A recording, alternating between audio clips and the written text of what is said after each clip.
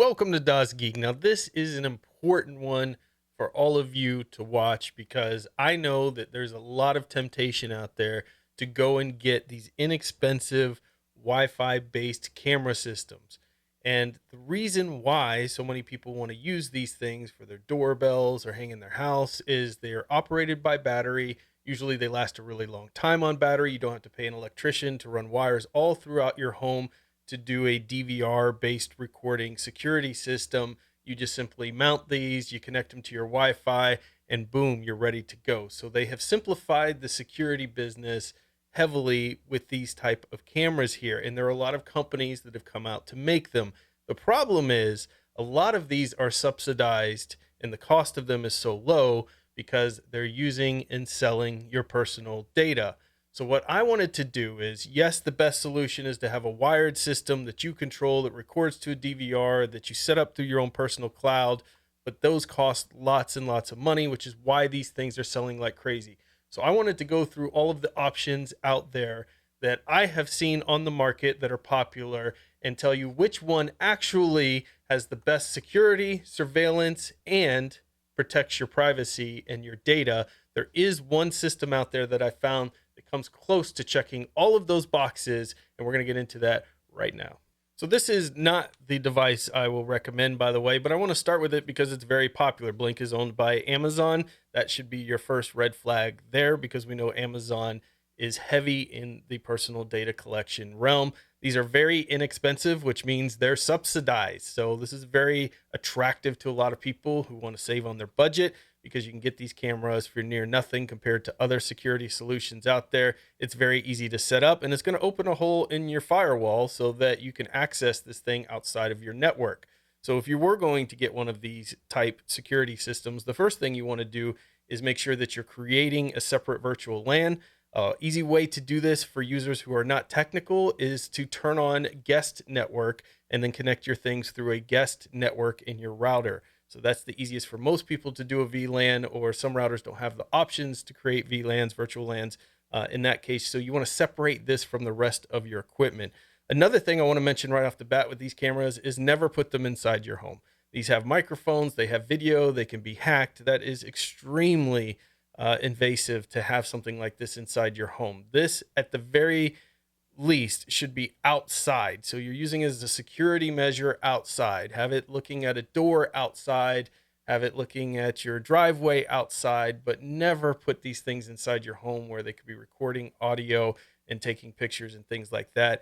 Now, they're still going to get pictures of you potentially being outside, and they'll hear some conversations that you're having outside, but that's usually not as private as the conversations you would be having inside your home and things like that. So I would never, no matter which one I talk about here, put these cameras inside your home, period. So the first thing you should do before you buy one of these is look at the privacy policies. Now, I'm going to quickly go through these, but if you're going to buy one of these cameras, don't just take my word for which one I settle on. Go yourself and look at the privacy notices and read them. This is the information before you look at price or anything else that should be the top of your decision tree, because you don't want these cameras to be doing the very opposite, not providing you security, but taking away your privacy and security. And that's what a lot of these cameras can do. So some of the things we want to look for, because obviously this video would be 2 hours long if we read through all of this legal jargon and nonsense, is what information are they collecting, which kind of details here. But you have to be careful with these because a lot of times they'll kind of give you a brief overview, which sounds okay. And then when you get into the details, it starts to get scarier.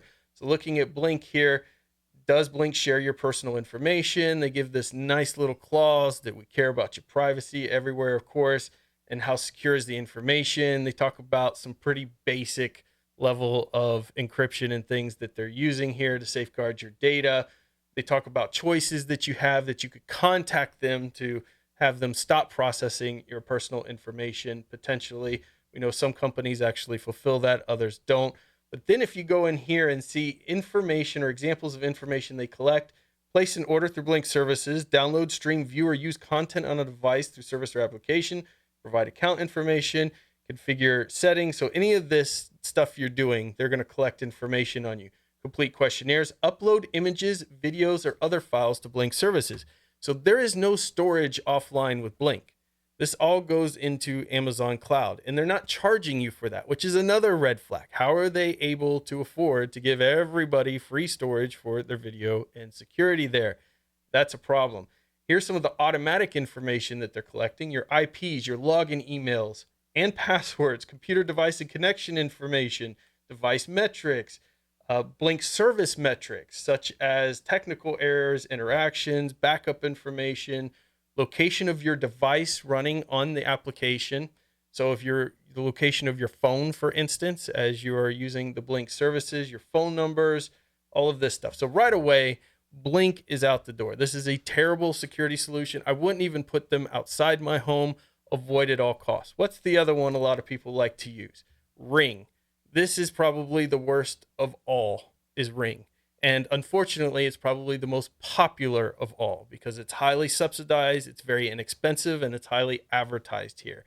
But right off the bat, look at the information they're obtaining about you. I mean, this section is just massive here. And then they have automated means of things. How they're using your information is all over the place. I'm not going to go through in detail because Ring is a privacy disaster. It's been talked about all over, including the EFF, which I highly trust. You don't have to believe me. Look at EFF out here. They talk about here in this article, earlier this year, social media users pointed out that Ring was using actual security camera footage of alleged wrongdoers in sponsored ads. Amazon harvested pictures of people's faces and posted them alongside accusations that they were guilty of a crime without consulting the person pictured or the owners of the camera. According to their terms and service, Ring and its license have an unlimited, irrevocable, fully paid, and royalty-free, perpetual, worldwide right to reuse, distribute, store, delete, translate, copy, modify, display, sell creative derivative works in relation to the footage taken from your front door. So this is highly privacy invasive. Ring is a complete disaster. If you have it, get rid of it. Sell it to somebody else, somebody who hasn't seen this video. Get rid of the doorbell solution. Get rid of their cameras. They are a mess. Ring is the worst of them all. You only have to do 5 minutes of digging on Ring to know that, the relationships with the police, the ability to grab information without warrants, and how dangerous this can be. There are so many people sitting in jail, their entire organization's dedicated to it, that weren't guilty of the crime, but they're in the wrong place at the wrong time.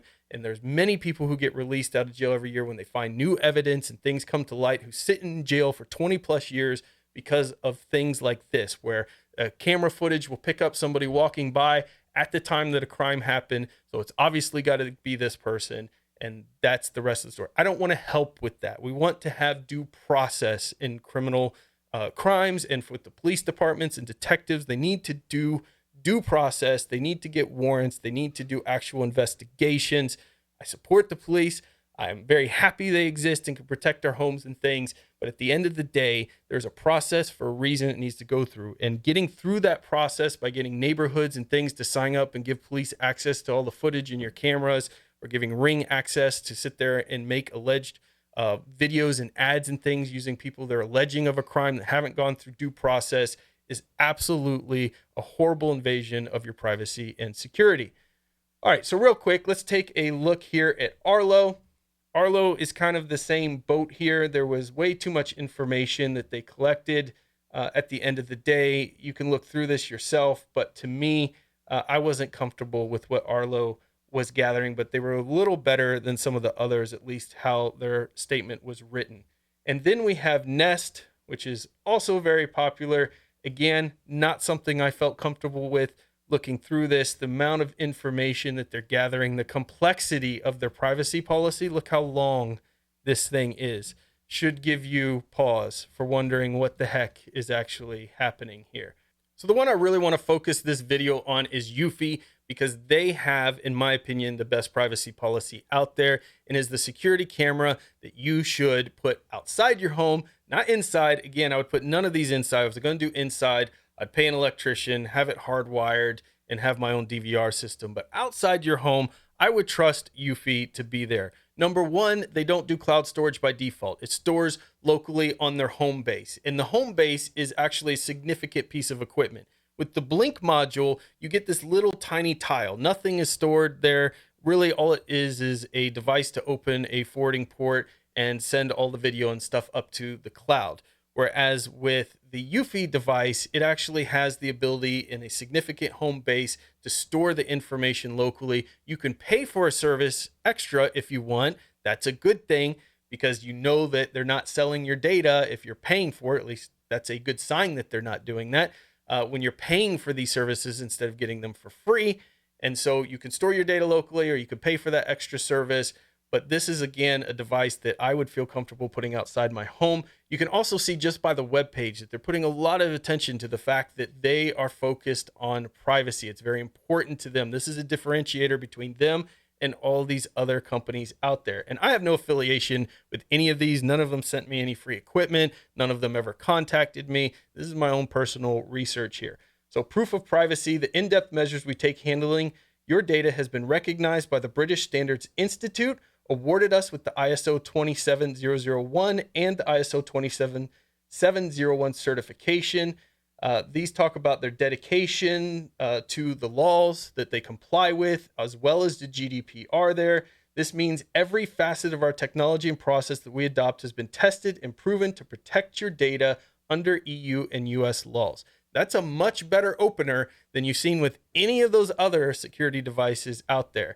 They keep your privacy safe, local storage for your eyes only, end-to-end encryption, peeking prohibited, on-device AI, everything in-house. So they have AI that will basically be able to detect faces and things like that so that the device isn't going off every time a car passes. Let's say if you have it facing your driveway and cars pass by, but that's done locally on the base itself. So you're going to pay a little bit more for this device, but you're actually getting something that's not selling your personal information. You're getting a security system that's actually secure. Imagine that. How do we keep your recording safe? Plenty of space thanks to built-in 16 gigabytes of eMMC. Homebase securely stores up to 3 months of recording.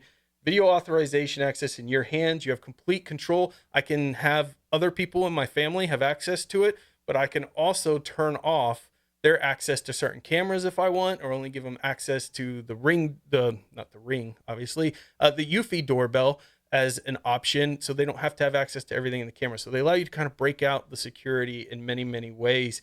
And then they talk about two-step verification to get into your account, grant access to your family and guests, and account data safety only for those that you trust.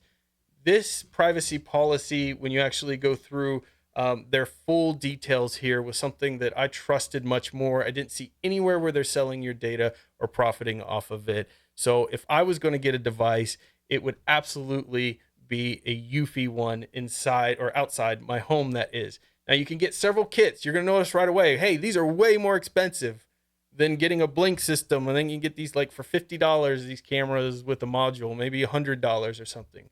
But again, there's a reason why, and the cameras are much more significant than this little thing here. You can just see from this picture above, these are awesome 4K cameras. They have great footage. Again, you have AI software built into the home base, and you're saving your recordings locally if you want, and you can serve them on the cloud if you would like to.